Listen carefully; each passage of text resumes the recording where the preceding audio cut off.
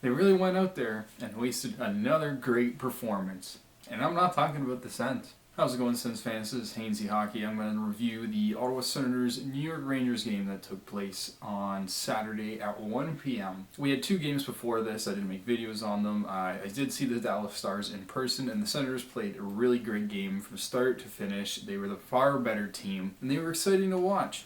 Very, very lethal, worked together as a team, and everything just worked for them that night, and Gustafsson looked really good. The loss to the Sharks, I blame a lot on poor officiating and a guy named Brett Burns who's just going around hurting people. So what do we have going into this game? Well, Shane Pinto got hurt in the San Jose game, so we were down a centerman, so Parker Kelly got called up and put back in the lineup, and Matei got swapped out for Michael Del Zotto, and thank God Zaitsev and Matei did not play together. Matei and Brown would play together with Holden and Zaitsev.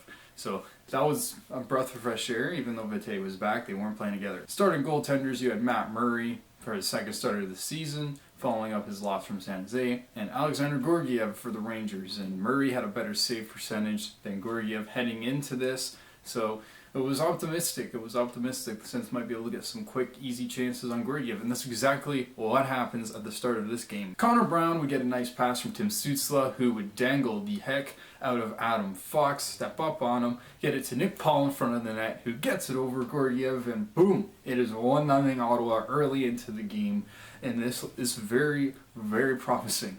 This is a very, very quick start. The Sens looked prepared. They were outworking the Rangers for the entirety of this first period. The Sens were the much, much better team. There was a bullcrap icing called against the Senators. Ennis was going to get the puck. The Rangers were behind him, and there's another Senator coming down the opposite side of the ice. And it shouldn't have been an icing, but it was. But I just that's one example of why the officiating in this game was poor. Cheadle for the Rangers, he had a nice little shot, but Murray would rob him. Glove save, doesn't go in. So the Senators would get a penalty. Norris would go in the box for tripping, giving the Rangers their first power play of the game, and the Sens broke it out every single time. Played very, very great defense. The penalty kill at this point was phenomenal. Chris Tierney would get two chances to score. He'd get two shots on, none of them go in. And not much longer after that, Brady Tkachuk and Jacob Trouba dropped the gloves. It was great seeing Brady back fighting. I know it's only his second game. He was taking it easy the first one, but he was out there and he was giving it to Trouba. Ennis would get some good scoring chances. Zub would get a one-timer that would be stopped by Georgiev, and Brown would also get some more chances during this first period, all within a short span of time. Murray makes some great saves holding the fort down as we head into the second period, and honestly, Ottawa was great this first period. This is the type of performance you want to come and see every single night. This team looked like they could compete with the New York Rangers. And the Rangers have some very, very star-studded players. They got Panarin, they got Zibanejad. Oh man, Zibanejad, that's a fun one to say. They got Trouba, they got Adam Fox, and even Lafreniere coming up. Formenton gets a holding mistake penalty to start the second, and the Senators kill it off flawlessly like they usually do. Tim Stützle, he would break Alex Lafreniere's ankles. He would dangle around him. I just think it's a little fun with the rivalry. The first overall pick in 2020 versus the third overall pick in 2020. I really think the Sens got the better pick. Just saying, and I will always stand by Jimmy. Zub would get a rebound that missed, and then the Ottawa Senators would have an offensive force tailing down Georgiev. It was consisted of Brown and Paul and Shabbat. They all landed the goalie. In fact, one of them hit them straight in the mask, which was great. It shook Georgiev up a little bit, and we always thought one was going to squeak in. But even though he held their fort down for the Rangers, the Senators looked very, very scary. Now we start off the third period with a goal from Josh Norris, who brings it off from the red face-off circle down in our zone, all the way up to Georgiev, puts it right underneath his legs, bounces off his pad in the back of the net, unassisted. 100% Josh Norris, and the Sens have a 2-0 lead in the third period. What could go wrong, you ask? Everything can go wrong. So the Sens would be dominating the play, and eventually Blais for the Rangers would get in a fight with Nick Paul, because Blais was throwing his body around some of the young guys, and Paul didn't really like that. And while I love this gesture, this is what you want from an assistant captain, this is what you want from Nick Paul.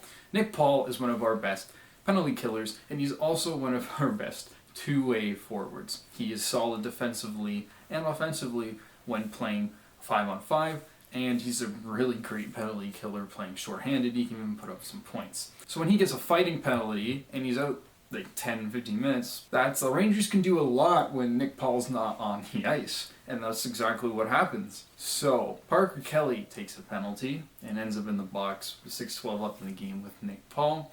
The Rangers go into power play. Chris Kreider, the goalie injurer, he's known for it. Just Google it. There's a compilation of it on YouTube somewhere.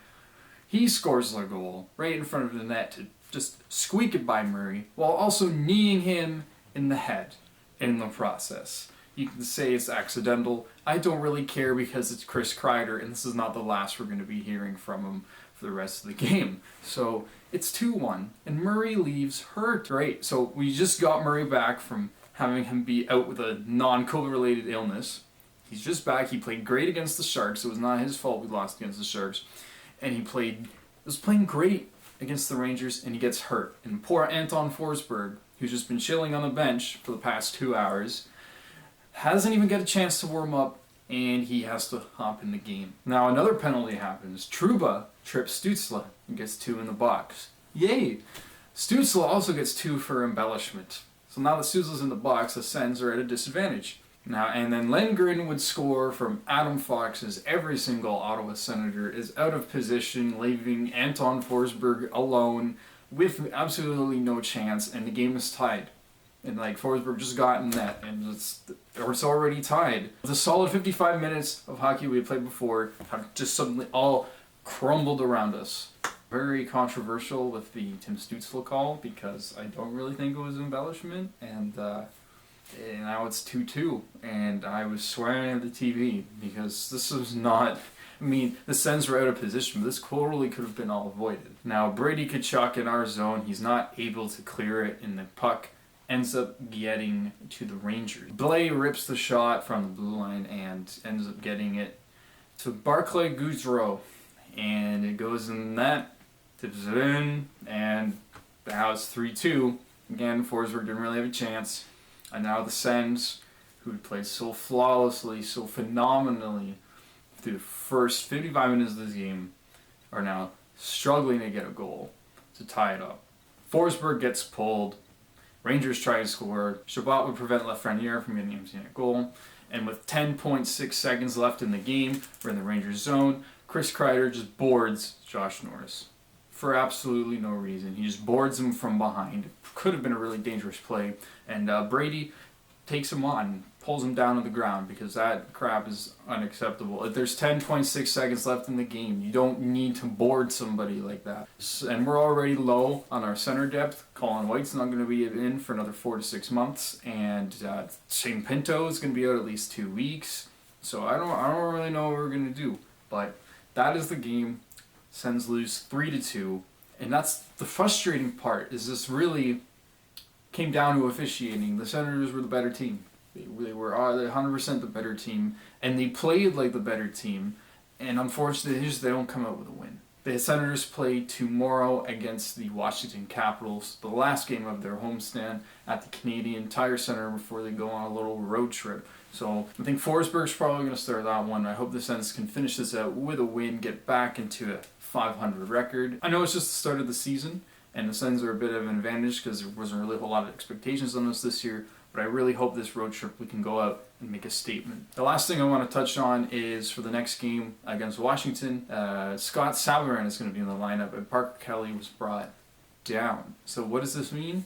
DJ Smith is sick and tired of people taking advantage of the Sens. Brett Burns was doing it in San Jose. He was hurting people. He was just hot-headed. He wasn't thinking properly. And Ferraro there too. He's the reason Pinto's hurt, and it was not called for. And Austin Watson is practicing, so I hope he can slot back in the lineup, because when he's in the lineup, oh man, no one is going to mess around with the Sens. Brady is still trying to find his game and get comfortable with everything. So I appreciate him fighting twice tonight, but we need more than just Brady in terms of physicality. We have Logan Shaw. He hasn't done too much, but Scott Savarin, I think, is going to be the guy to help tame the waters when Tom Wilson makes his way to Ottawa tomorrow. Alright, Sens fans, that's all I got for this video. If you like it, give it a thumbs up, like and subscribe, share it with your friends, and we'll see you guys in the next video. Go Sens, go!